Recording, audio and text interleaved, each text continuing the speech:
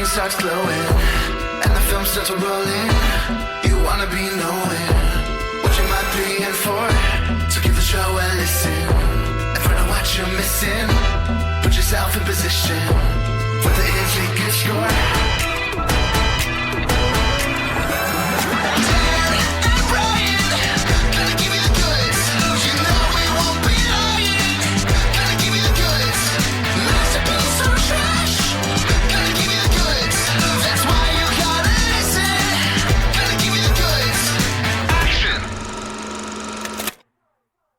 Hey everyone, and welcome to the 194th episode of The Goods, a film podcast. This is Dan, and we're on the tail end of the holiday season. We're in the middle of that strange week between Christmas and New Year where it doesn't seem like anything gets done, but I don't know, some people are traveling, other people are just kind of laying low, cleaning up their Christmas mess, eating whatever Christmas treats are growing stale around the house. Maybe not excited to go back to work or school or whatever, but just getting a little antsy. I don't know. That's my take on the week between Christmas and New Year's. But I'd also like to hear the take from my co-host. That is Brian. Are you out there, Brian? Hey, Dan. Hi, everybody. It's the day before the last day of the year right now. And I think this is a good window of time in the year to kind of recharge, reflect. It's when you are eating, as you said, a bunch of junk, and it makes you think about what would be a good New Year's resolution. Like, how can I be less useless? How can I seize the day a little bit more than I do in this confusing week? That's an interesting point, because you're fattening up, you're sitting around doing nothing because there's not really much you can do. And you're like, I really should make something of my life. That's like the thought going through your head. Right. So it's an important time to have, I think. And we've watched a movie. We did, indeed. And it is holiday related. It is the 2019 film entitled Last Christmas. Now, this movie is very intentionally named after the Wham Christmas song. Wham is, of course, the duo headlined by George Michael. Not George Michael Bluth, Michael Cera. George Michael, the late, great pop singer from England.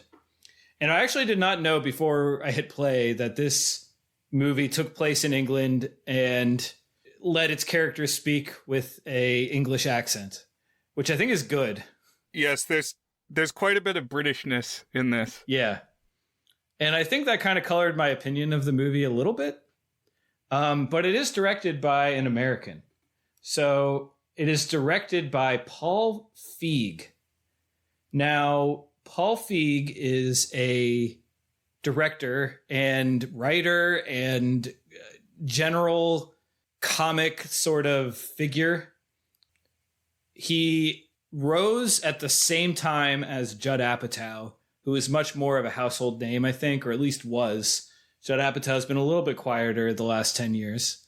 But they both had their breakthrough in their late 20s when they co-created, in my opinion, one of the great TV shows of our lifetime, Brian, and that is Freaks and Geeks, which debuted in 1999.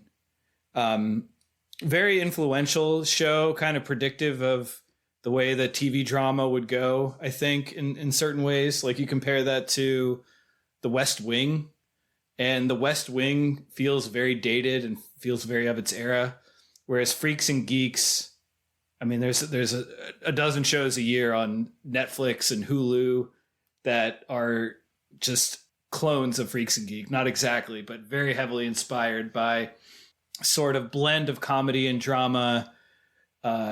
Look at quirky characters and the complexities of coming of age and character portraits, and not too overwritten and theatrical, just like almost naturalistic.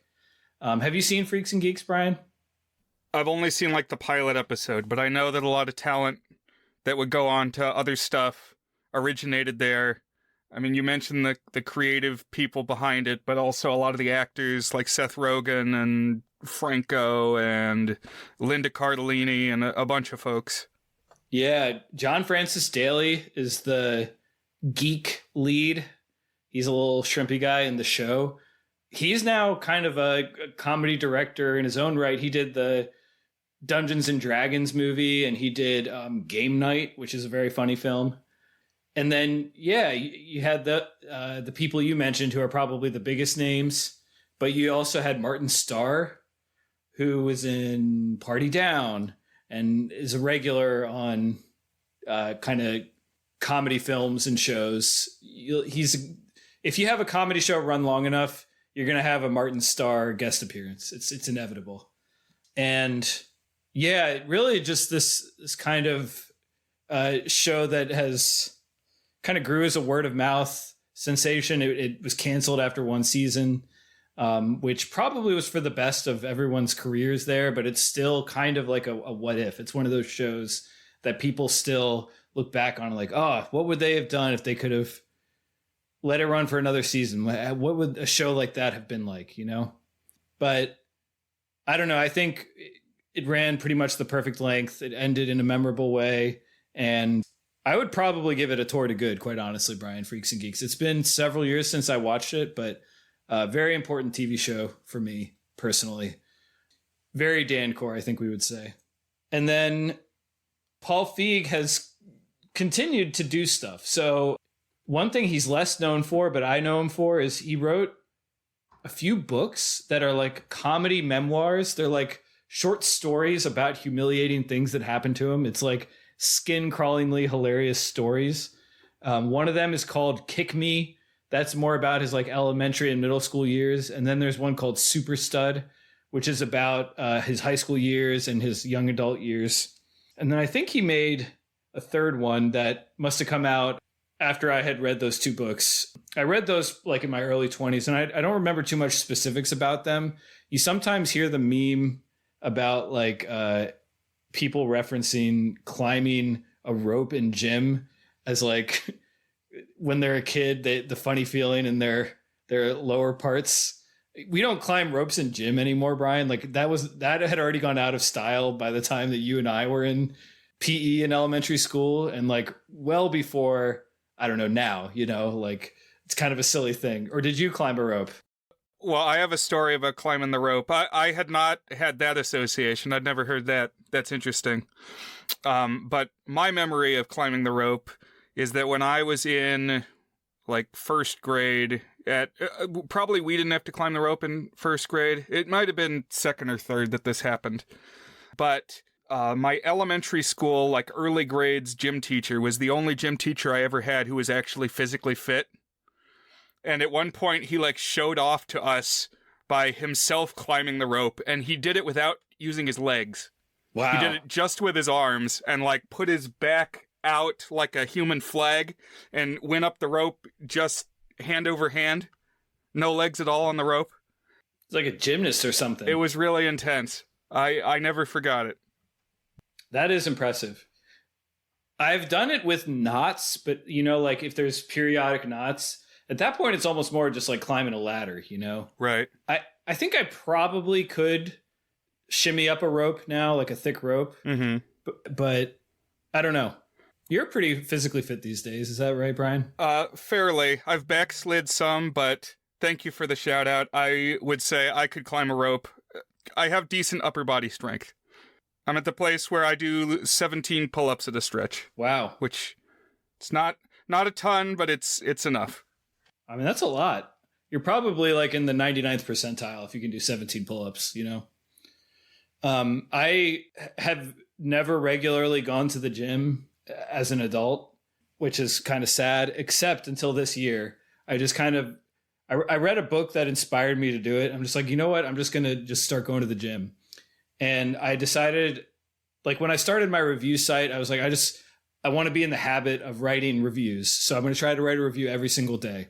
And I did it for 150 straight days. And so for going to the gym, I was like, my goal is I want to hit 100 straight days of going to the gym. That turned into being 100 straight days of doing some sort of workout, because I didn't actually make it to the gym every day, but I did do some sort of physical workout every day. But I did make it through, and I definitely was in like the best shape of my adult life, at least in terms of like physique and strength. Now it has been a few weeks since I've been, and I know that if I start at New Year's, it's going to be like everyone doing that, you know? So maybe I should either go tonight or I should go like middle of January when it's quieted down some. Right. Or just keep doing the exercises that don't require you to physically go there. That's true. I could do the stuff I had been doing at home. Do you go to the gym or do you do stuff with home? I mostly have done body weight exercise, and right now I'm not the best embodiment of consistency. I've definitely slacked, but me in 2020 and 2021 into 2022, I was pretty religious with it. Gotcha. And trying to get back to that spot again. But that was like my pandemic activity. Well, as far as pandemic activities go, that you could do worse than that. You also started a podcast during the pandemic. Yes, we did. And it endures. Yeah. So Paul Feig, he has since become probably best known for being a director.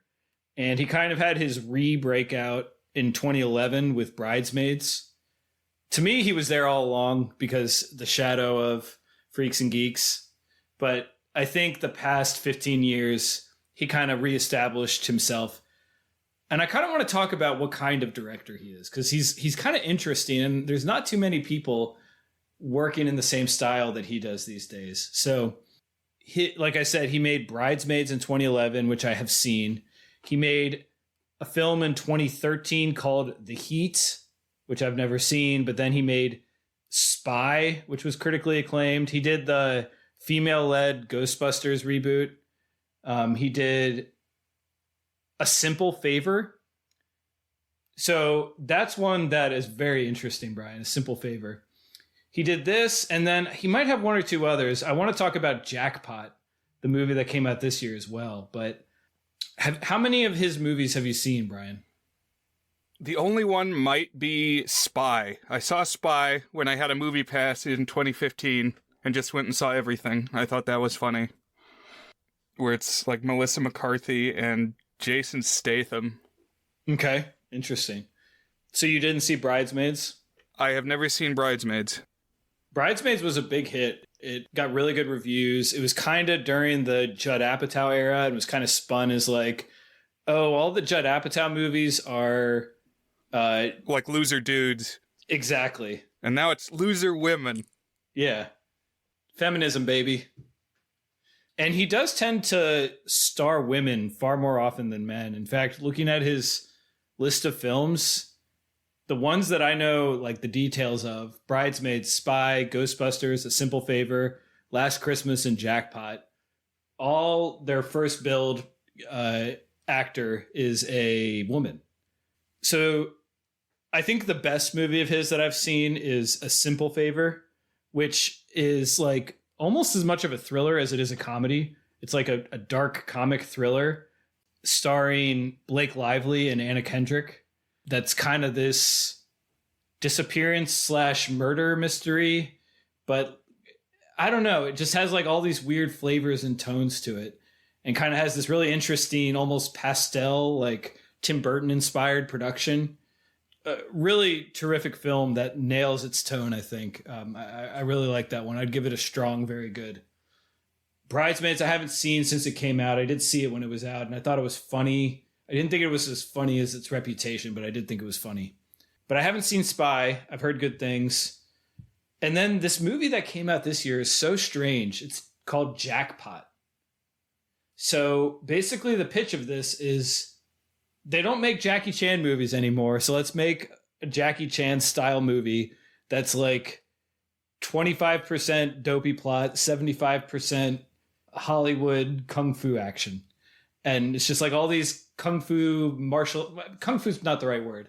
Andrew Thrash can tell us the delineation between martial arts and kung fu. I think he considers kung fu a subgenre of martial arts. I could be wrong, but it's a hand-to-hand combat focused film. And I kind of admire that it like has its own thing that it's doing. the story is so strange. It's like there's this lottery, and whoever gets the winning lotto ticket, if they have to survive 24 hours before they can get the prize. And like what's the name of it? Not the raid, the purge. Purge. The laws go away around that person. So if anybody kills that person, they get the lotto ticket, and they're allowed to kill that person. The one rule is you can't use guns. So it becomes kind of a hand-to-hand combat film with like props and goofy characters doing things, and it made me think of like Rush Hour. That's kind of what it was going for. And that one stars Awkwafina and John Cena, and they're both very funny in it. I'd probably give that one like right on the edge of a good. It got really panned, but I would give it like a 4, high 4, low 5 is all right. The story was just so weird, and it didn't really click for me, but it's kind of fun. Would you call that duo Awkwafina or John Fina? I think you could go either way. But the thing I kind of like about Paul Feig, I like the idea of Paul Feig more than I think I actually like his movies on average. But first of all, he does comedy movies, and it's just so uncommon to find high budget comedy movies these days, you know? And his aren't like super high budget, but they're not like just indie $500,000 comedies like most of what gets buzz. He's getting like probably 8 digits of budget, you know? He's doing real films, but they're comedies. That just doesn't happen all that often, Brian. They're not in franchises. Some of them are pre-established, but generally he's kind of doing his own thing. And each one, he does like the most dedicated and intense version of it. So like you have the movie we're going to talk about today. We can talk about like some of the choices it makes and how it leans into those choices. But like in Jackpot, it is shameless about just being a comedy with lots of punches in it. Like that's just what it is. And it's happy to be that thing. Bridesmaids, it's Kristen Wiig being like sort of immature, not very good friend, kind of selfish, you know, Seth Rogen in Knocked Up type character, and just leaning into, it's going to be the Kristen Wiig being silly movie. That's what it is. It leans into it. I think that was also the movie Melissa McCarthy kind of had her breakout, if I'm thinking of the right one. And so I don't know. I just want him to keep making movies that he's like, because it's also, he's almost an auteur in that he does things his own way, but he's not really an auteur because he doesn't write his own stuff. They don't really have like consistent through line of like, oh, you know, it's a Paul Feig movie when blank, like when there's not like one thing or two things that are a giveaway for his style. Right. It's not Wes Anderson or something. Right. Exactly. Like a Wes Anderson movie, you see it, you're like, oh, Wes Anderson, obviously. You'd never do that with Paul Feig, but it also like everything feels like it's most mature, and maybe not mature in the sense not of like personality or like wisdom, but just like fully developed and defined what its objective is, you know? Yeah. It's good to be able to have filmmakers who have the kind of name recognition that they can make originals. Like you said, doesn't need to be part of established IP, and yet they're present enough and known enough that they can actually get it out there and it'll be seen and it'll potentially make some money. Mm-hmm. Yeah. And I didn't know much about Last Christmas when we picked it. I would say if you were going to pick the first genre, it's kind of a weird blend of genres in ways that we'll talk about. But comedy is probably the first genre that I would pick if I were describing Last Christmas, which I did not know going into it. But I probably should have guessed because it's a Paul Feig movie. Right. You know? And I would say a romantic comedy. And this is where I want to talk about, Dan, films based on Christmas songs, inspired by popular Christmas songs. Basically, you take a Christmas radio hit, take the title and say, this is going to be a film now. And this has been a wealth of a resource for the Christmas film, Christmas special canon. I mean, I think the like top 3 that you would think of are potentially inspired by Christmas songs. At least like Rudolph the Red-Nosed Reindeer, Frosty the Snowman, a whole bunch of the Rankin Bass. So Santa Claus is Coming to Town. They just took that line, whatever the name of the song is, and they're like, okay, how is this a story? Yeah, those I hadn't even thought of those ones, but that's a good call. Yeah, I think the three that you said are the ones that I would have put in there. Another famous one is White Christmas, because Holiday Inn was, I believe, the movie that introduced the song White Christmas. And then they made the movie White Christmas sometime later, if I'm not mistaken. That's correct. I don't know if you count, this probably opens it up too much, like lyrics from Christmas songs. Okay, what's your example? Well, Jingle All the Way with Arnold Schwarzenegger. Oh yeah, good one. I mean, good choice. And there's so many. I mean, we've talked about that Christmas films are like a machine, at least, especially when it comes to Hallmark and stuff. And I don't know that they've gone to the song title well too many times, but I'm sure there's examples. Right. And ones that I think of that are a little like deeper cuts. There's a TV special called Up on the Housetop. There's one with like furry characters that is the 12 Days of Christmas where everybody's bears. I know they made an All I Want for Christmas Is You animated film, I think, CGI film. Have you heard of this one? I think I did hear about that with young Mariah Carey, except what she wants, because she's a kid, what she wants is a puppy. At least that's what it looks like on the box. Interesting. So the you of that is a puppy. Right, not a lover. Huh. There's also that song, Christmas Shoes. Are you familiar, Brian? I know you are. Okay, I'm glad you brought it up because I knew that there was a movie of that too. Yeah. Where an encounter with a dying child makes you appreciate what you got. I guess the child is not dying. The mother of the child is dying. It's a very tacky, emotionally manipulative song. I'm sure you've heard Christmas Shoes, and if you haven't, go look it up. And maybe you'll be like, well, that's kind of a sad and sweet song the first time you hear it. And then what if this was played every day on the radio for 45 consecutive days? Like, what would you think? They used to play it on the radio all the time, many, many times a day. And then I think people must have risen up. There was a rebellion because they don't play it that much anymore. In fact, I think the last 3 years I've never heard it. Interesting. I don't listen to the radio like at all anymore, so I don't really know. But yeah, I'm sure there are many, many others like that were obvious ones. I would imagine that we're forgetting, you know? Yeah. So join our Discord. We'll drop Christmas Shoes, but you can drop any other examples that you can think of, movies inspired by Christmas songs, because I know there's ones that we're not thinking of. One song, though, that is played ad nauseum on the radio every year, it never stops, is Last Christmas by Wham. What are your thoughts on this song, Dan, and what about this song might inspire a film?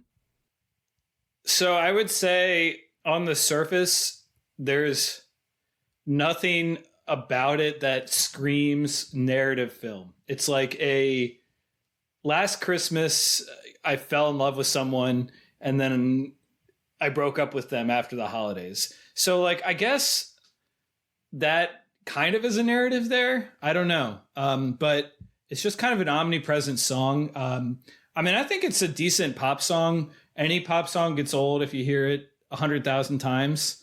I used to be a little colder on George Michael in general, and now I kind of like his music a little bit more than I used to. I've been reading this column that I've mentioned probably 50 times on the pod called The Number Ones by Tom Brehan. And of course, George Michael had a bunch of number ones. So I learned more about his life story.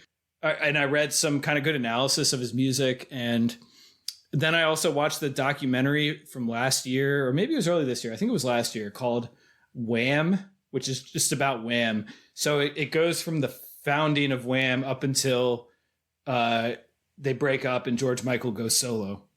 And so I kind of learned a lot more about George Michael's life story there. And he just like seemed to have been a very decent fellow, like just big heart, like kind person. He was like very soft and sweet as a kid, and he never got too jaded and selfish when he became a ultra megastar. Like apparently he did lots and lots of anonymous donations, like millions of dollars of anonymous donations every year. And it was truly anonymous. It wasn't like fake anonymous where you can still get the PR for it, you know? But like after he died, some of his closest friends said, yeah, he was like extremely selfless, etc. So I don't know. It sounds like there was some jaded tone when you asked me my feelings on Last Christmas. Is this a song you are not fond of, Brian? Yeah, so a lot of it just could be the repetition. To say I hate this song would probably be too extreme, but I'm definitely burned out on this song. Although, I will say you're selling it short, saying it doesn't have narrative potential. There's, I would say, more story in this song than quite a few Christmas songs.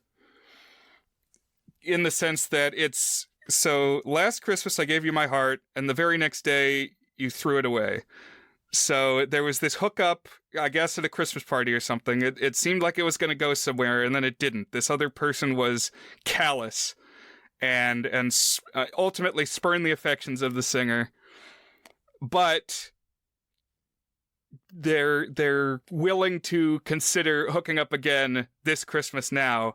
But then I think by the end of the song, the singer has found some self-worth and does not go back to that cold-hearted person. Find somebody new. This year, to save me from tears, I'll give it to someone special. Okay, this is what I hate about this song. Far too much importance on the word special. Like special. Yeah, it's like a weird intonation of the word special, and they really lean into it. Okay, well, what makes this person special? It's just like a lot of importance on what makes this person different. Oh, they're special. That's meaningless. And you're saying the word strangely. I don't know. It's like, find a different adjective. If this is going to be the crux, if this is going to be the pivot point of your story that redeems you, gives you your new worth, I need more. Hadn't thought that much about the enunciation of that one word, the centrality of that one word. I guess it's true. Yeah, George Michael, he's got this kind of effeminate way of singing. Like, I don't know. It's almost like, I mean, he was a gay man and he kind of had his career jerked around by the fact that he was a gay man in much the way that, like, kind of pre-2000, pre-2005 or so, like, if you were gay, that was like the defining thing about you in all public discourse, in a way that it's now that can just be like kind of a side thing about your personality. But like Elton John, his career was totally derailed when he essentially confessed in an interview that he would be open to hooking up with men, you know?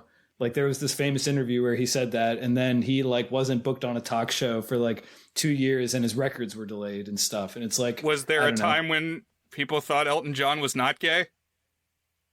I mean, yeah.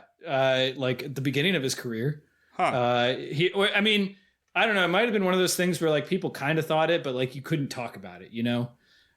Sure. And so like when he said it, I don't know what people actually thought before it, but, and I actually don't know if he's gay or bisexual. Same thing with George Michael. I think George Michael he first came out as bisexual and then later said actually he's gay.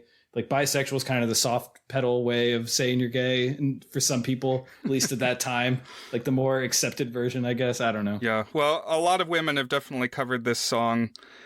And that's another aspect of it, is you can't escape it just thinking, okay, well, as long as it's not the George Michael version, because there are so many versions. There's the Taylor Swift version, there's the Ariana Grande version, and it goes on and on.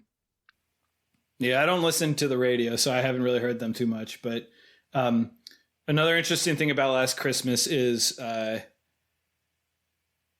like it's kind of analogous to All I Want for Christmas Is You in the US. In England, every December, it goes storming back up the charts. And I mean, it does in the US too, but I think only All I Want for Christmas Is You hits number one most years. Like that song maybe hits the top 10. But I think in England, I haven't looked this up to confirm, but I think it kind of like competes for number one every year. because they changed the way to account for streaming. As soon as they started accounting for streaming and Billboard charts, Mariah Carey and Christmas music started storming up the charts every year in December. So, but yeah, let's talk about Last Christmas, Brian, unless you have any other preliminary thoughts on the context of this film, the song. No, I'm ready. I was curious to see, how does this song become a film, and will it really draw on details of the song? Because for most of this movie, it wasn't apparent to me that they were taking too much from the song. I was thinking, okay, if I was going to make a Last Christmas movie, what happens in there? You could be like very, very literal with following the plot, where you've got a couple that hooks up at a party, and then like maybe it's a company party, or they're friends of friends. Something happens that they're, distant enough that they don't see each other again until that next Christmas's party. That's one way that you could go with it. Another way that you could go with it is you have it, so last Christmas. That tells me something was in the past. So maybe you got some time travel going on. You could get genre with it. Okay. Or maybe more Christmas shoes. Somebody's got a terminal disease, and this is their last Christmas. Interesting. As in a final Christmas. That would not be in line with what the song is, but that is like a way you could take the title, right? And do something like with Last Holiday with Queen Latifah, I think it was. I don't know that. Is that a film? Yes, it was. Okay. Is it her final holiday? I think in that case, I didn't actually watch the movie. I just saw the trailer. I think it's like a bucket list type thing. That's definitely the jumping off point of the story, is like she thinks she's going to die. But then like Max Keeble's big move, I think something may happen and she doesn't actually die. Oh, one of those things. Yeah. Yeah. So this movie, Last Christmas, directed by Paul Feig, stars Emilia Clarke and Henry Golding as the two leads. So Emilia Clarke, by far the thing she's most famous for is playing Daenerys in Game of Thrones. So this had me thinking, I vaguely recall, Brian, you were not entirely on the Game of Thrones train. I can't remember if you ever ended up watching it or not. I've never seen it. I don't have HBO. I've seen some older HBO shows like The Wire, but not yet Game of Thrones. But I knew she was Daenerys. Yeah, Khaleesi. So her character name is Daenerys, but her title is Khaleesi, and like most of the characters she interacts with call her Khaleesi. And so there was like a couple of years where that was like a minorly popular baby name, Khaleesi. And Moana 2, the voice actress for Moana's younger sister, is named Khaleesi. It's like the first person in the wild I've ever encountered with the name Khaleesi. Wow. That's the era we're moving into, where Khaleesi's are coming of age. Yeah. But I thought you were going to say that the popularity of Khaleesi started dying down once people started naming their daughters Moana 2. Oh. No. But, well, I mean, you haven't seen Game of Thrones. You probably don't care about spoilers. People listening probably don't care about spoilers. Definitely moments where you would say, I'm glad I'm not named after the Daenerys character. She makes some questionable decisions in the later seasons, and the early seasons too. But her whole thing is her family goes crazy, right? So that's since we're going to dig more into it. The whole thing is there's so it's a very incest driven family, and so there's like lots of bad stories of people being all messed up. Yeah, Targaryens go mad, right? So the saying is, when a Targaryen is born, the gods flip a coin to determine if they go mad. And so like the original framing of the character is like she's the sane and savvy one, and her brother is the crazy one. But then as the show goes on, you start to wonder, wait, maybe she actually is a mad Targaryen herself. More and more. There's a Terrell house in Game of Thrones. They're one of the lesser ones. They're not the Baratheons or the Lannisters, but there's House Tyrell. I think it's Tyrell. Is that what you're thinking of? Probably. Yeah, there's a House Tyrell. It's probably like top 15 built the bigger houses. I read all those books that have been out, and I saw the whole show, and it's a great story, but the show kind of runs on fumes in the last couple seasons. Not a hot take to say that the last season of Game of Thrones is not its best. There are parts about it that I like, but definitely didn't go out on the strongest foot.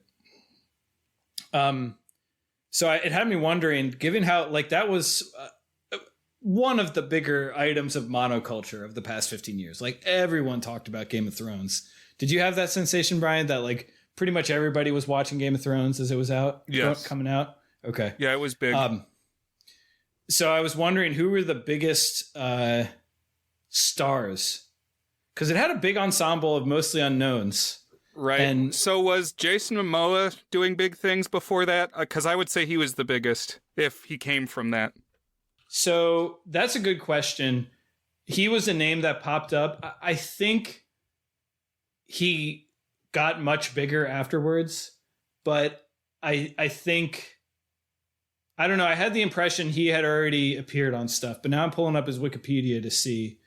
So yeah, I wasn't sure. It could be like Jenna Ortega, where there are some earlier things, but it's like it was all kind of at one time. Well, it looks like he starred in the Conan the Barbarian remake. It had debuted around the time that the show was starting. So honestly, maybe that was his debut, or that was like the thing that put him on the map. If so, you're probably right. But the other one is, I think it's got to be Emilia Clarke, biggest star. I think it's Pedro Pascal. Wait, was he from Game of Thrones? Yeah. Okay. Well, so he had been in some stuff, but he was never a leading man before Game of Thrones. He was always like bit player type guy. Oh, see, I didn't even know that. I thought he started with Mando. No. He played a very memorable and likable character in, I think, the 3rd or 4th season. He appeared in 7 or 8 episodes and left a very strong impression. And then he went on to Mandalorian and then The Last of Us. And so I think he's probably the biggest star. Yeah, he's doing so much right now. Yeah, he's in everything now. He probably tops Jason Momoa, honestly, at this point. That's fair. I didn't even realize he was part of the crew. But going into the show, Sean Bean was a big name. So he was big before Game of Thrones, and then he died pretty early on, right, in the TV show. Yeah, that's one of the first big spoilers in a show that had a lot of spoilers, was that the Sean Bean character died, although people pointed out that doesn't his character pretty much always die? Yeah, he's known for that. He's one of those guys that makes it through the first installment. But he was HBO shows, especially around the 2010s, 2000s, etc. They would bring in one name brand actor and then a bunch of unknowns. So he was the name brand actor and then a bunch of unknowns, But yeah, Emilia Clarke has had a couple of starring roles, and then she's done Marvel crap ever since, if I'm not mistaken. She was one of the Terminator sequels. She was the lead. There was one of those names that's something like Me Before You. There was 5 of those within 3 years, but she was in one of those. Henry Golding, the co-star, is the most generically handsome man in Hollywood, as far as I'm concerned. He's been in a few things. He was in the Crazy Rich Asians movie. He was also in the Simple Favor, the other Paul Feig one, which was my first exposure with him. But he's just it's not quite a punchable face, but it's one tier less than that. Just very model, handsome look to him. I don't know. Doesn't leave a strong impression on me about who he is, what his personality is whenever he's on screen. And I've seen him in a few things at this point. Interesting cast also in this. So the film was actually written. Did you see who it was written by, Brian? I didn't.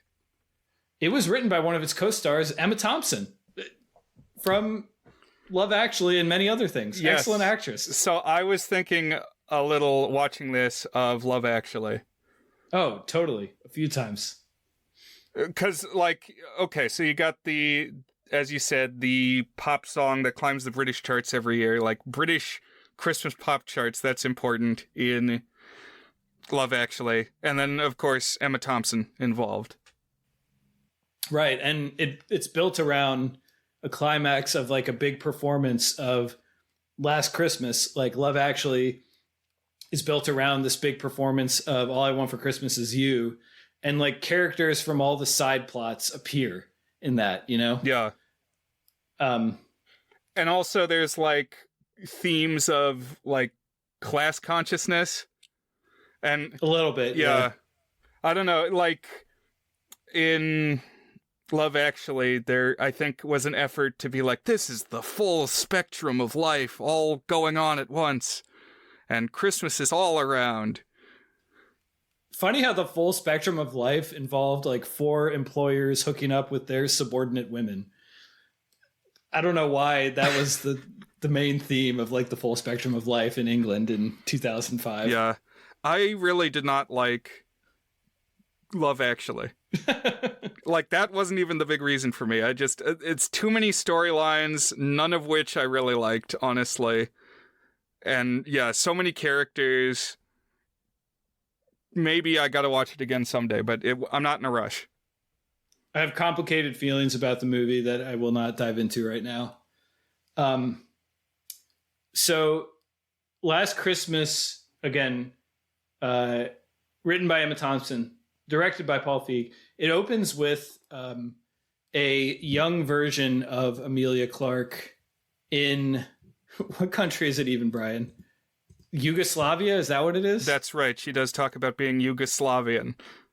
And then we see her, I guess what we're taking away from this is that she's like talented. She's got promising talent. And then we kind of smash cut to the future where she's hooking up with a loser in the bar. And so her life hasn't gone according to plan. And now she's Emilia Clarke. By the way, listeners, we do have like an hour and a half long episode of the Proto podcast that predated this one where we do a deep dive into Love Actually. Yeah, it's somewhere floating around the internet if you're very curious, which I would not, you know, when you do something a whole lot of times, you tend to get better at it. And I wouldn't go out of our way to say we're particularly excellent podcasters or anything, Brian, but I think we're better than when we started this show, and certainly before we started this show. Yeah, maybe so. The technology has improved at least, and we maybe speak with a bit more polish, but I'm a completionist. I say you gotta know where it all started. Episode 1 is just as much part of the body as episode 200. Well, sure. I wouldn't dispute that. So this woman, her name is Kate or Katerina, and the theme of what is your name shows up a few times throughout the screenplay. I thought it was kind of a weird screenplay, but there were a few like recurring themes and motifs that I thought it handled well. And this was one. It's like the name that you choose for yourself and like how you connect to people with regards to whether you use their real name or quote unquote real name, or like, what does it even mean to be your real name, pops up a couple of times. And I kind of liked that. But when we meet her, she's kind of in a pathetic state. She is essentially homeless. We gather that she like crashes at friends' places, and then she also like hooks up with guys and crashes at their place, you know? Another reason it's like Love Actually, by the way, is there's an early scene where someone returns home from a trip early and finds their spouse hooking up with someone that they met. So that happens here. Like Emilia Clarke, Kate, she hooks up with this guy, and then the guy's wife comes home, and she gets caught in the shower. But we learn she's still an aspiring professional singer. Like she goes to auditions that she seems to be underqualified for in general. we only see two of them, so it's kind of hard to get too much of a grasp of exactly what we're supposed to take away.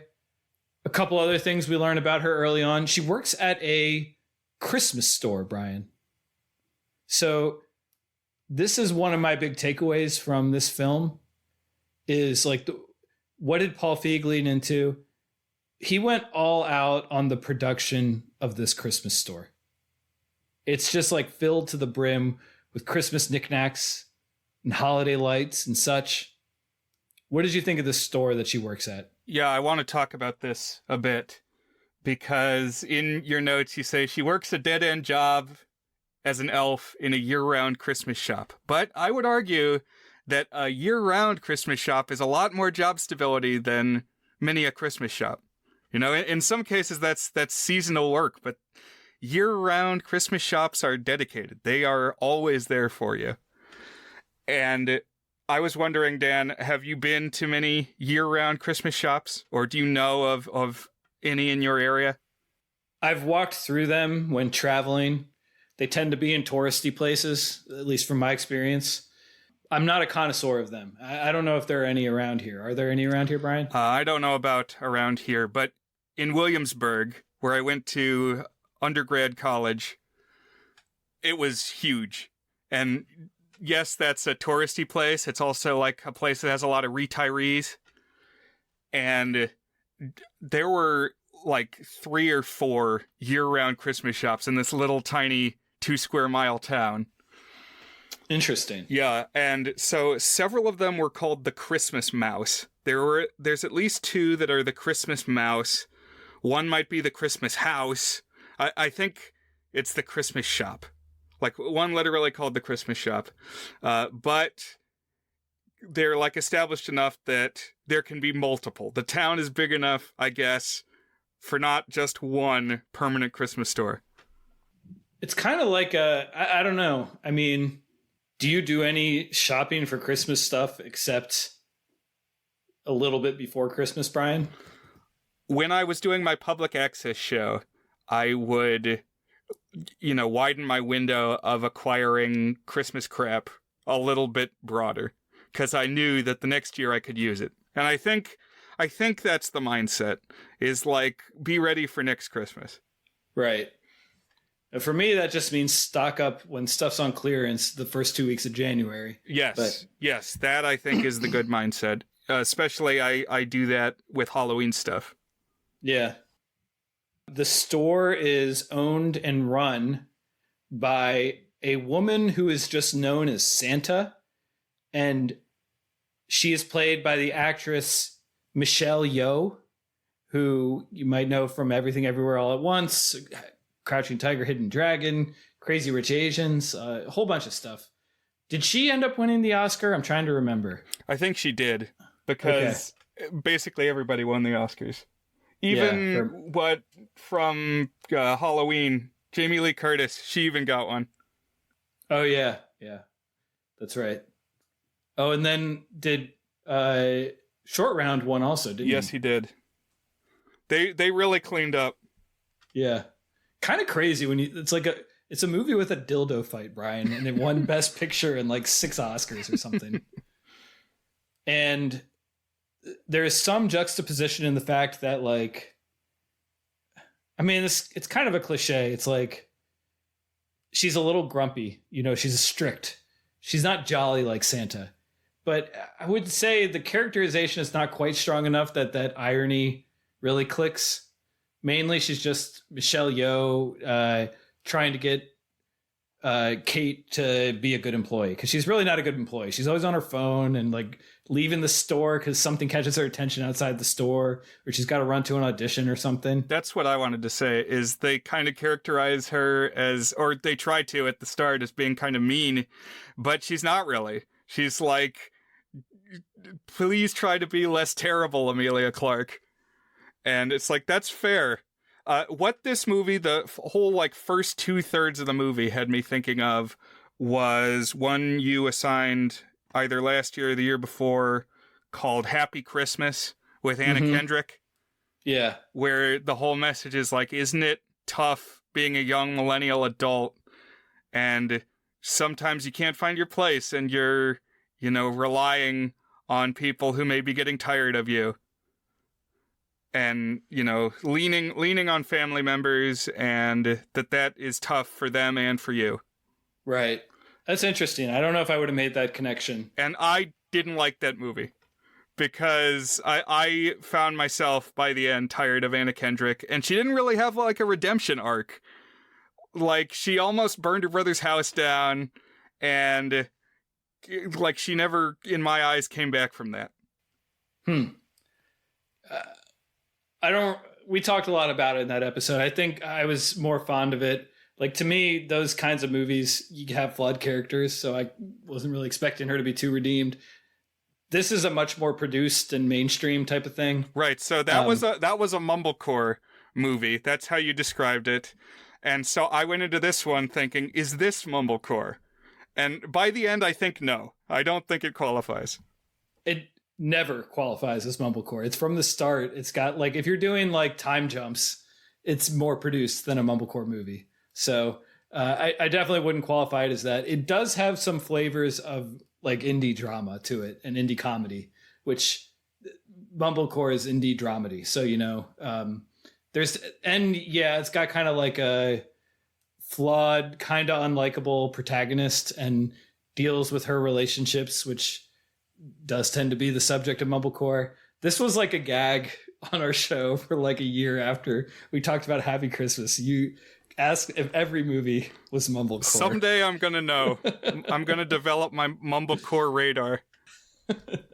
And like a trademark of that is they tend not to have good production values or like very naturalistic production values. Whereas this one, I find the production of this to be pretty compelling in general. Because another thing, in addition to this terrific shop, is there's just so many lights in this movie. So many diegetic lights, because you have the Christmas lights, but then like the framing always emphasizes like a row of street lamps or the neon lights of a sign in a window, or I don't know, just stuff like that over and over again. And it's like kind of heavy on the you helped me learn this term, the bloom, where it kind of like radiates out from the light a little bit. Like it's kind of saturating the screen a little bit. But you really see it inside the Christmas shop because everything is just decorated with like your traditional Christmas lights. I thought that was a very interesting and distinct look. Like it always felt like rich and busy, kind of like a tacky Christmas shop, Brian. Mm-hmm. Another Christmas shop movie that I saw recently, I guess last year, they were hyping it, I think it was new, was Candy Cane Lane with Eddie Murphy. Did you happen to see that one? No, I didn't. I remember hearing about it, but so you saw it? Yeah, it was kind of like a Jumanji thing where, creatures get loose, thematic creatures, and then they got to track them down and like seal them back in their Christmas dimension. Also possibly one, it had some synergy with, I think it's a Sia Christmas song called Candy Cane Lane. I don't know if the song was for the movie. Okay. But, definitely got played during the credits. Okay. One subplot from this that I liked, it made me laugh every time it happened, is there's this side romance going on with the Michelle Yeoh character. And every time this guy wanders in, she and this guy like are breathlessly like looking at each other, and like the world around them has disappeared, but they're still like conversing about Christmas kitsch, but they're doing it in this sort of like breathless sort of way. I don't quite know exactly how to describe it, but it made me laugh every single time. Michelle Yeoh had her own grown-up romance going on the side, and they were making goo-goo eyes at each other. Another major aspect of Kate's life is that she has a very complicated relationship with her parents, particularly her mom. So you kind of alluded to it, Brian, when you were saying she doesn't like to go home, but she kind of has to because she has nowhere else to go. She like is staying with a friend and like staying in their future baby nursery. I think the friend is pregnant and expecting, but Emilia Clarke, Kate, she brings home a hookup to the baby nursery, and it does a flashback to like, oh, burned like some craft that the husband had made and stuff. And she's just kind of horrible to have living at your house. She's not very gracious. She doesn't have good gratitude, you know? But her mom is actually played by Emma Thompson, except she's using a silly accent, Brian. She's using like a fake Yugoslavian accent here. Right. There's some unusual treatment of identity. You talked about the names, like what's your name? Because there's this plot where she's from Yugoslavia and like her parents are very much playing up like Eastern European caricatures. Emma Thompson, to my knowledge, is not Yugoslavian. I thought that was odd. Yeah, but then also they've got like every relationship in the movie, except for the parents, is interracial. So I don't know. It's like they're trying to have their cake and eat it too in terms of diversity, but also having like stereotype jokes. Right. Yeah. And I think in England, their concepts of delicate handling of diversity issues is a little different from the US. This is like kind of a broad note about this, but not just this movie, is sometimes I don't know if like something being kind of irritating and being kind of mean is like just because it's British, or is it because, oh, in fact, that person is kind of annoying. Like it is an annoying character. It's not just British. It's just they're annoying. Like with Emilia Clarke, I kind of found myself feeling that a lot. Is like this movie was written by someone British, starring someone British. I find her a little bit annoying. Is it just because she's British and is like kind of speaking off the cuff in a sort of British way, or is she actually annoying? And I don't have a definitive answer on that, but maybe it's some of both. What stuck out to me as a real cultural difference in the comedy is the way that they will just toss off like a very like crude sexual reference, like it's a punchline, but it's not really paced like a punchline. Like it's not like they let it land. It's just they say it and then they immediately move on. And it's kind of in the middle of everything. I think that's a good way to describe it.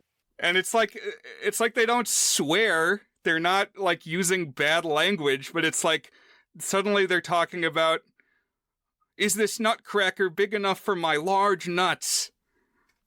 Or like Emma Thompson saying penis over and over in a Romanian accent, Yugoslavian accent. That one actually made me laugh. But yeah, I kind of agree with you.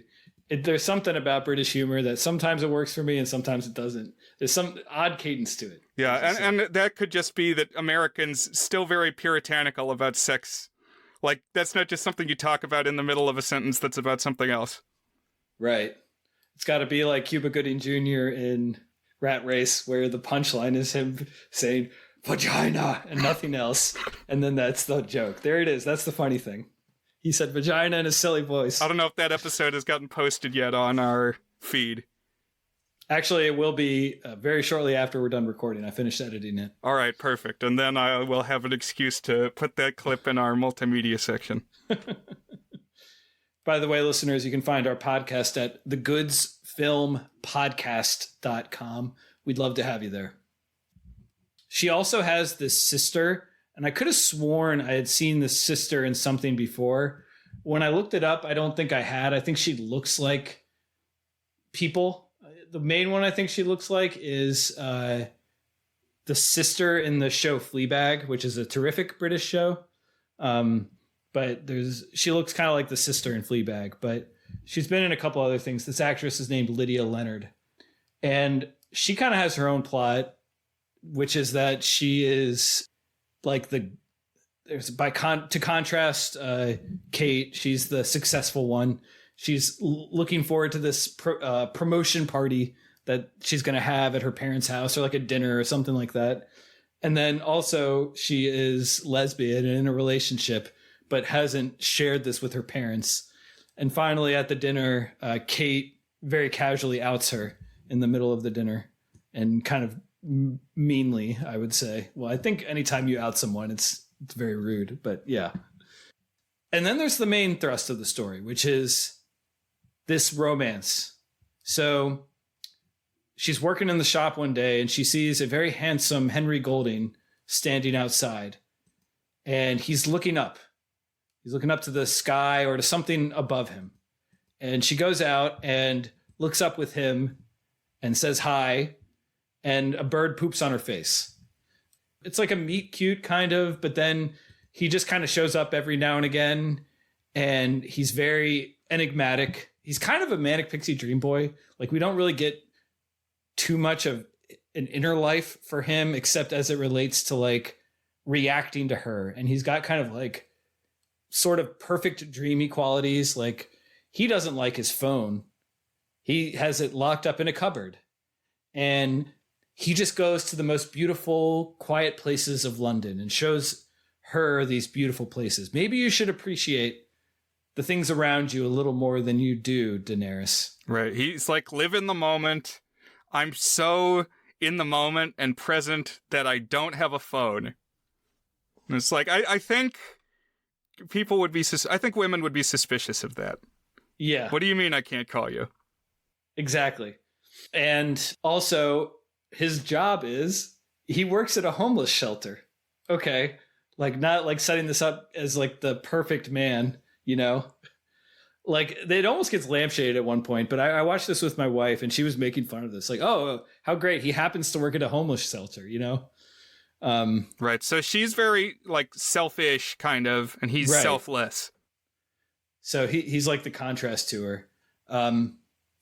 But because he doesn't use his phone, she can't get in touch with him easily. So she's dependent on the whims of him appearing before her. Oh, there he is in front of the store again. Oh, there he is at a park bench that she happens to walk by. So he's always just kind of appearing. Dan, have you ever had a bird poop on your head? Yes. Yeah, me too. Not looking up, like not on my face, but like on my hair. Yes. Mm-hmm. Yeah, same.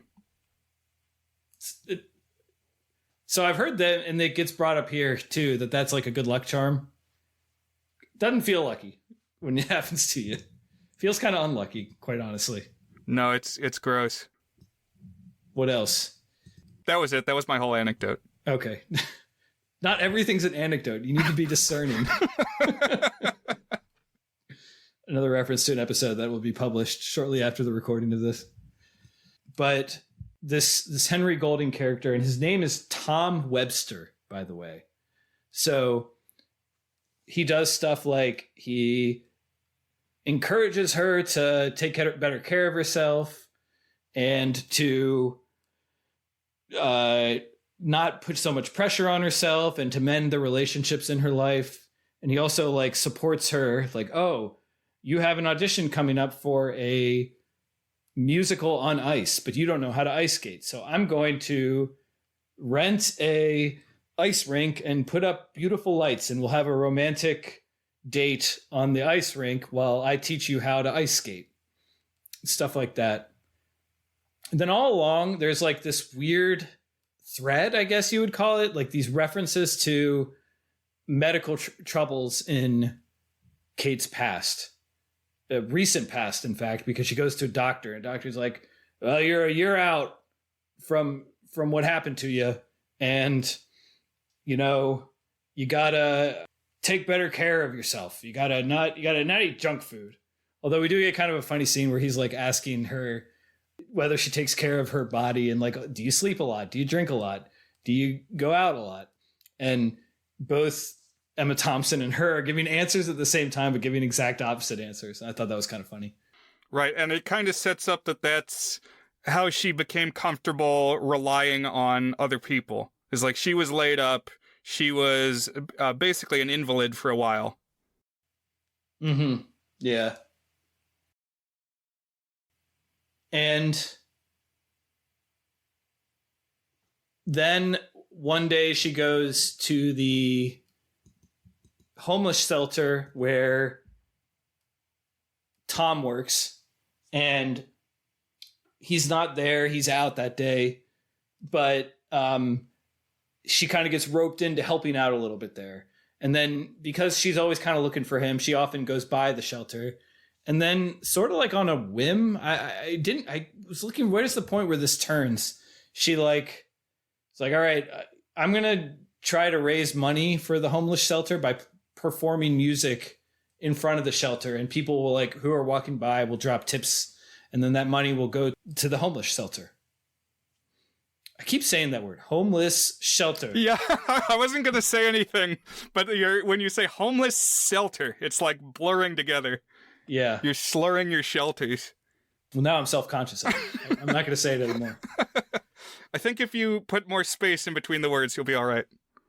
Homeless shelter. I think you call this busking, where you try to get tips. What did you think of Emilia Clarke as a singer? I thought it was all right. Yeah, she's fine. There was a moment, there's like this couple of British policewomen who walk up, and I thought they were going to give her a hard time for busking without a license, but they never said busking. Well, I think the point of that scene is they could give her a hard time, but then they decide not to. So, she's an all right singer. It's not like in How I Met Your Mother, when the mother appears and she happens to sing for one scene, and you're like, oh my God, this is a Broadway actress singing right here. It's like not quite that level good singing. Right. It reminded me a little bit of in Elf, where it's got Zooey Deschanel singing.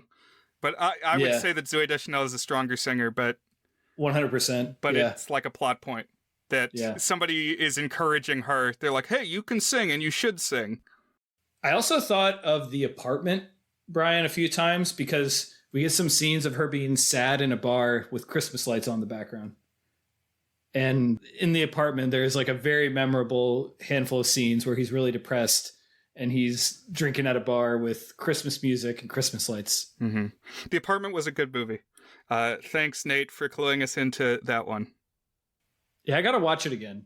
I felt like Nate came in kind of cold on it, and that kind of colored our conversation as looking for things to be critical about. And I kind of feel like if I came in fresh on it again, I mean, I think I already gave it a 7. So, but I think I would probably be even warmer on it. And the busking kind of grows in stature to being, she's like planning this whole musical that's going to be this big fundraiser. This is another thing that doesn't get any exposition. It just kind of starts happening. I thought it was kind of confusing to me. I mean, I understood what was happening, but I didn't realize, like, it didn't feel like there was a moment where she turned a corner. It just kind of happened. Like oftentimes in these kind of movies where someone needs to be redeemed, there's like a discrete moment where the corner gets turned, like a rock bottom she bounces off from or something like that. I mean, I guess the closest you have here is like the very first time she tries to raise money for the homeless shelter. But it did feel like there was missing a scene or something where she has some moment, some experience that she needs to turn her life around from, or which crystallizes for her the changes that she needs to make that Tom has been building up to. Absolutely. It's not as telegraphed as we might want. We don't get spoon-fed. We don't really see when it happens, but I guess the idea is that she's got this positive influence in her life now and begins to engage more empathetically with other people. Like it's not just about helping people, but it's about learning what they're about. You know, it's kind of a Scrooge message. It's like, sure, show up for people and they'll show up for you, and you'll build this community, and that will result in a more meaningful life than you had just as an individual. Mm-hmm. Yeah. And she's nicer to her mom and more grateful and all these things. And kind of, it's interesting.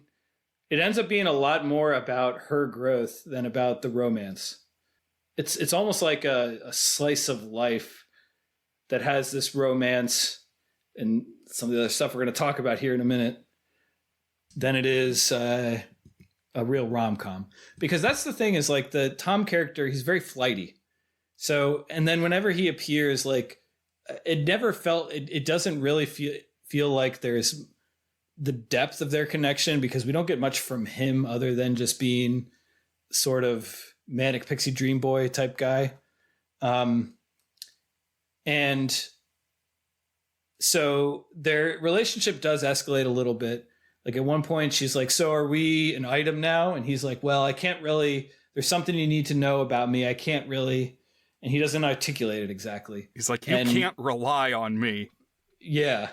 And she's like, oh, but then she kind of interprets it about as being like, you think I'm a flake. This is about my flaws that you don't want to be in a relationship. Yeah, she's like a mooch. Oh, you think I'm just mooching off of you like I mooch off of everybody. And then at one point, they do kiss. It's like they had not kissed. It kind of built up to it a couple times. And then finally they do. And then he takes her up to his apartment and they kiss a lot. And then it seems like it's going to further than that. And then he's like, no, can't do that. You just need to rest in this place. You know, you need to be cared for. And that's also another moment where it's kind of like a turning point, like someone who just kind of selflessly cares for her and it makes a big difference in her life. And that she uses that as like motivation, I guess. I don't know. But then, Brian, we get it. There's a twist in this movie, listeners. You might want to stop now if you want to be surprised. And boy, do I mean surprised by where this is headed. I will say that I had a sense. So someone had said in reference to this, I tried to avoid reviews, had said something like, I don't even remember what the exact phrasing was, but that made me think there was a speculative or fantasy element to this story. And then the movie starts and there's nothing fantasy about it. It's just slice of life. And I was like, I could have sworn it said that, but that's not here. But that had my mind tickling that there was going to be something going on. And then this Tom character just becomes less and less of a normal movie character. Like, just doesn't behave in a way that you would expect a person who is going to be like an end game to be. No depth or anything there.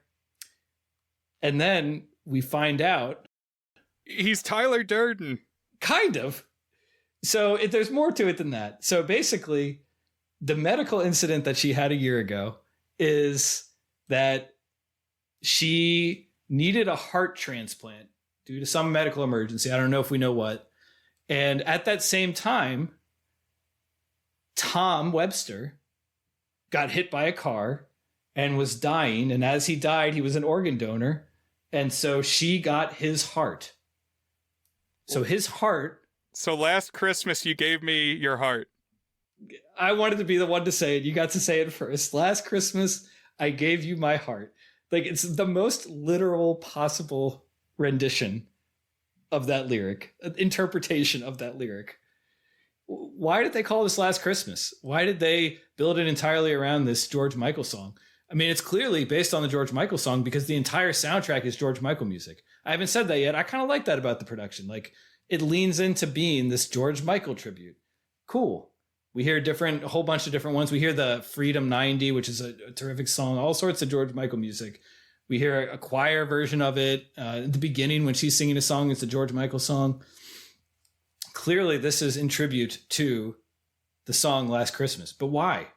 It's because last Christmas, I gave you my heart. He gave her his heart last Christmas, his physical blood pumping heart last Christmas.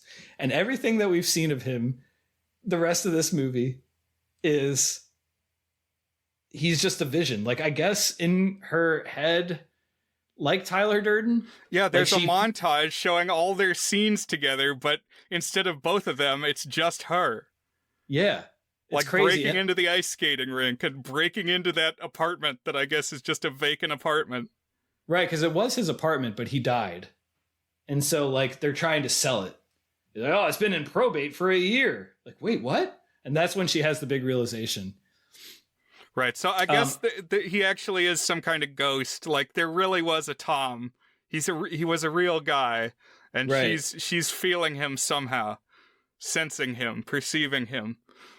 But yeah, so we find out a little earlier in the movie that what her procedure was a heart transplant, and I was like, oh, somebody gave her the heart, and I was like, you know what would really be good is if he had given her the heart. And then I'm like, well, wait a minute. No, it's not like a kidney. That's not the sort of thing that you can just give somebody and continue on. And then later it's like, oh, okay, that is what happened. Yeah, except he's dead. Yeah. So, you know what? I kind of enjoy Galaxy Brain Twist. Like, it's so bold, you kind of have to admire it, you know? It really lifted the movie for me. You liked it a lot. I was bored up to that point, and I'm like, oh, I get it. Okay. I think if you were to make a list of the best movie twists of all time, and you were to separately make a list of the stupidest movie twists of all time, this would be a lot more likely to appear on the latter than on the former. But again, like, it at least made it to something more memorable, you know? Go big or go home. What are we doing here? Why are we watching movies? It's so that we can realize that he was a ghost the whole time and gave her his heart, and he's just a vision.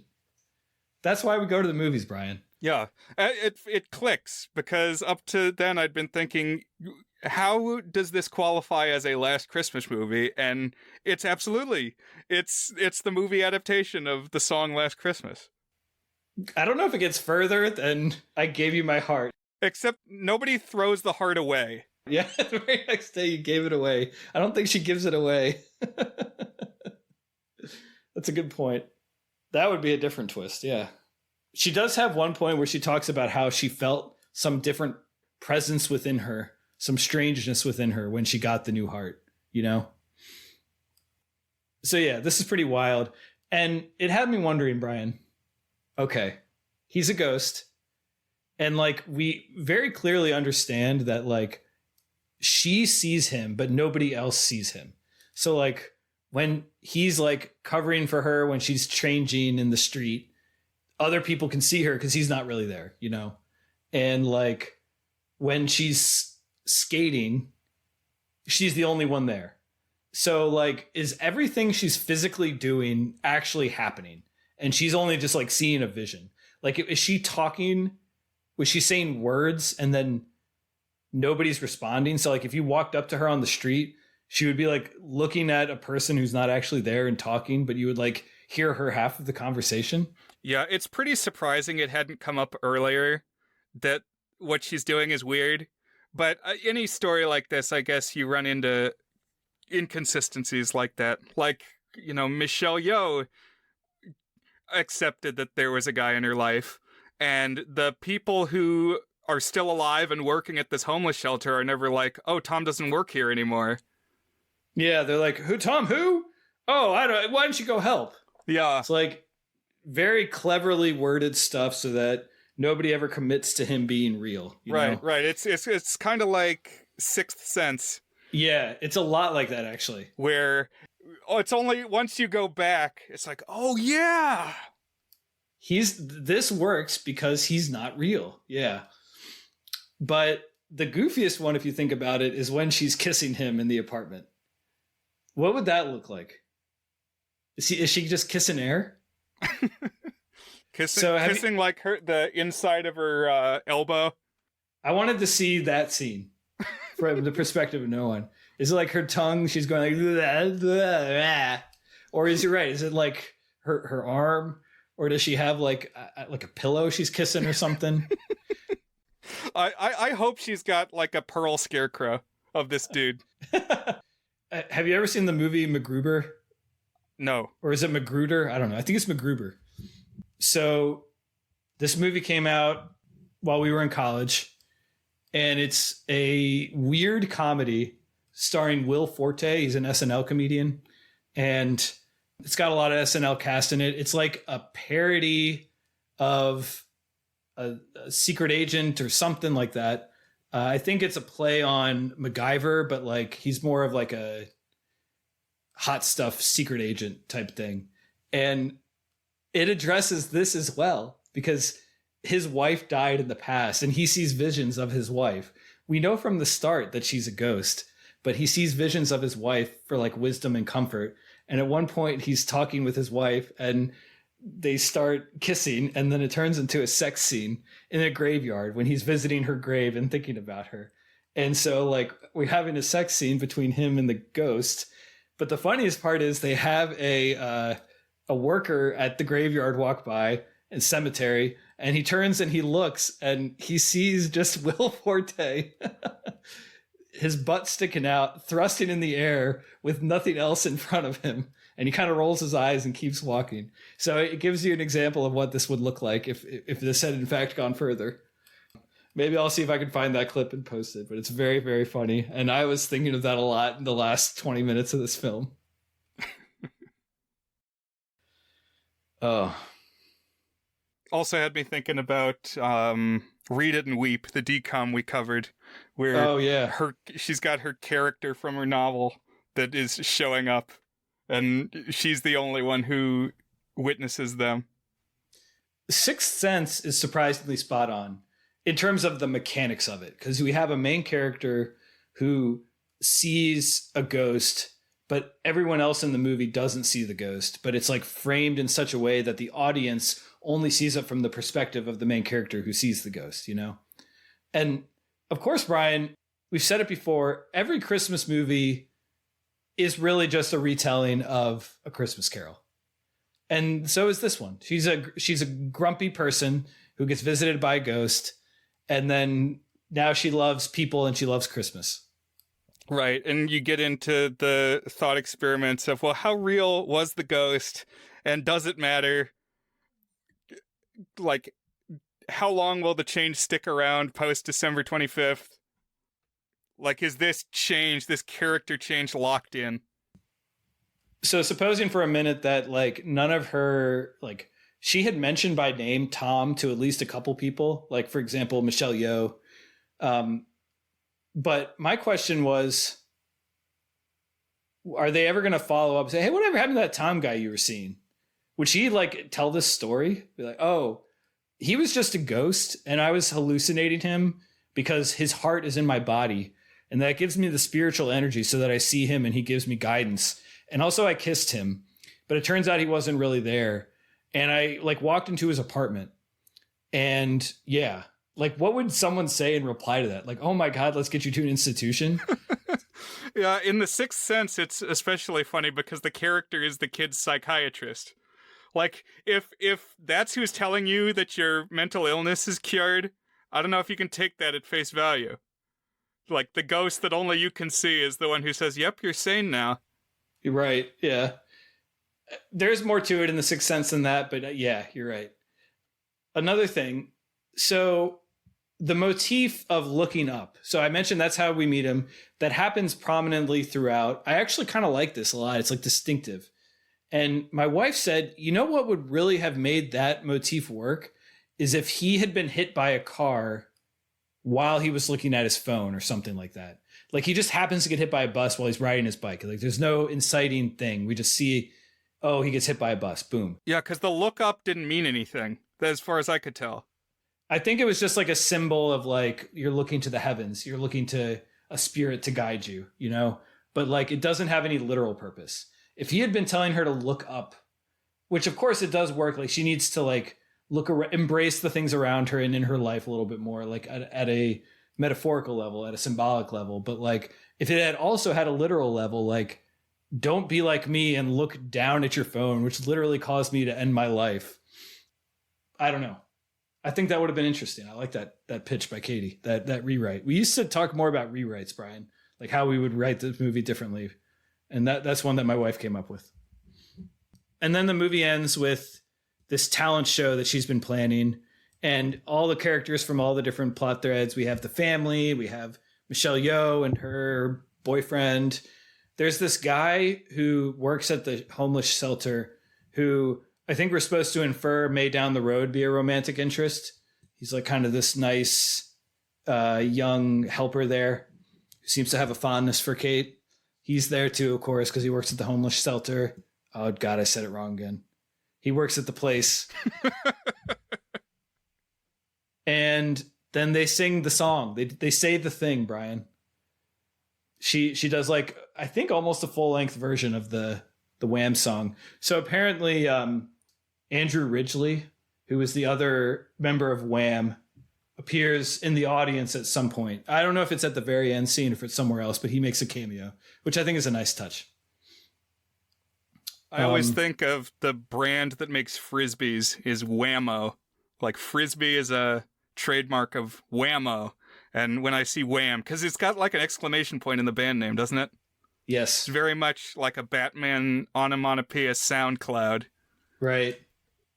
The story of Wham is kind of crazy. Andrew Ridgeley was the one who really wanted to start a band and roped in George Michael, who was kind of reluctant. And then it was George Michael who ended up being like the generational talent of the group. Not that Andrew Ridgeley was untalented, but he was not George Michael, you know? And like, even though they broke up, they were like always friends, tight, like fond of each other. And Andrew Ridgeley was like, you know what? It's your show now. He was like very magnanimous about it. It's like, you know, you can go and do your thing. Maybe there was some tension and they've just played it down ever since. But like, it seems like there was always warmth between the two of them, which I think is kind of cool and unusual. You would think a breakup like that would be hostile in some way, or at least bring resentment that doesn't seem to have been there.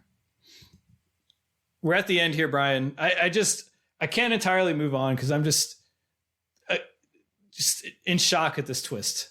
It's so unusual and it's so out of left field. There's no hints of strangeness. I mean, if there is, it's just hints, you know? And then bam, he was dead the whole time and he's a ghost and he's the one who gave his literal heart to her last Christmas. It's just mind-blowing stuff. I really liked it. It's like a 2 full points elevation of the film because it is like structured to make the twist work. It's like, oh yeah. In the sense of like all the way that we had met him and all the things she knew about him. Right. You start thinking about, does that make any sense at all? And like, it kind of does. Kinda. And all the other plots get wrapped up nicely. The family accepts the lesbian sister. It seems like Michelle Yeoh settles down with this guy. She works both at the shelter and at the store. And there's a bench that's dedicated to Tom. I don't know if she put it there or it was there all along. It's like the bench that they sit at multiple times. So just nice stuff. And yeah, there's like some weird undercurrents throughout here about like Brexit and like accepting people of different backgrounds. There's like a weird scene where some unruly person on a bus yells at some immigrants. And that's kind of another sort of turning point moment, I guess. She gets to be nice to them. But that's Last Christmas, Brian. We did it. Paul Feig, Emilia Clarke, written by Emma Thompson. Any other thoughts on this one? Do you want to just jump into rating? Yeah, I'm pretty much ready. I think it's good anytime that we can watch a Christmas movie that is like a little bit off the beaten path. Not the one that immediately comes to mind. No, yeah. So, Is It Good is our signature section where we each give the movie a rating on our 8-point goodness scale, ranging from very not good, a 1 out of 8, to our masterpiece rating, toward a good, which is an 8 out of 8. So, Brian, is Last Christmas good? I think where I'm sitting at is like the very highest 4, which we call good-ish, 4 out of 8, almost to a good. I think it takes the movie a while to get where it's going, but I really like that it does give the Kate character a redemption arc. That she gets better, that she becomes one with the world and is helping everybody. It's nice. And then, wham, that twist I liked. Wham. So maybe it deserves a 5. I'm going to land just on the high edge of 4. How are you feeling, Dan? So this is another example of where I like the idea of a Paul Feig movie more than I actually like the movie itself. I don't think it's an outright bad movie, and I like that it leans into what it is. It goes for the twist. It's not embarrassed about the twist. It leans into it. It goes all in on the kitschy production and the diegetic lighting just being very prominent, and the George Michael and Wham based soundtrack, and it's just kind of got a unique flavor to it. Like, it really feels like the people making it didn't necessarily arrive at like the best possible solution, but like everything they did think through to get it to a point that was like in synchronicity with each other. And so I'm kind of in a similar boat to you, except I'm a smidge lower on it. Like I'm kind of at a high end 3 or a low end 4, just because I didn't like the character enough, and I didn't really feel enriched by her transformation as much as I should have. I didn't feel the joy that I feel when Scrooge realizes it's Christmas morning and he can buy the big turkey for, whichever person he's going to buy it for in that adaptation. Because sometimes it's his assistant and sometimes it's his cousin, or his nephew rather, depending on the adaptation. But in the book, it's his nephew that he's going to bring it to, right? The turkey goes to the Cratchits, and then typically he goes to the party of the nephew. Okay, so the turkey does go to the Cratchits. What gets complicated, and that Ben Stanley, I'm sure, could elucidate a bit on, is that I think in the book he stays anonymous about the turkey to the Cratchits, but there are some versions, like Mickey's Christmas Carol, like Scrooge 1970, where he gifts the turkey, but he also shows up at the Cratchits' house. Right. So it all gets kind of mushed together. Yeah. Right. I'll just say a 3 to be a point of differentiation, a high end 3. Not good. It's not bad. I don't know maybe it's goodish. It's right there. And then there's Muppet Christmas Carol, where he shows up and also brings the whole town into the Cratchits' house. I actually, when I was watching that this year, my wife and I were talking about that. Like, if I were the Cratchits, I would be grateful for the raise and grateful for the turkey. I would be annoyed that you're like, hey, guess what? I'm surprising you by you hosting a giant Christmas party. All these guests are coming in. They're going to be in your space. You've had no time to prepare for this or emotionally think about, like, what do I want my house to look like? How am I going to feel? How am I going to dress? How am I going to present myself? Here's everyone, and here's a turkey. So, like, I don't know. I feel like that's kind of rude.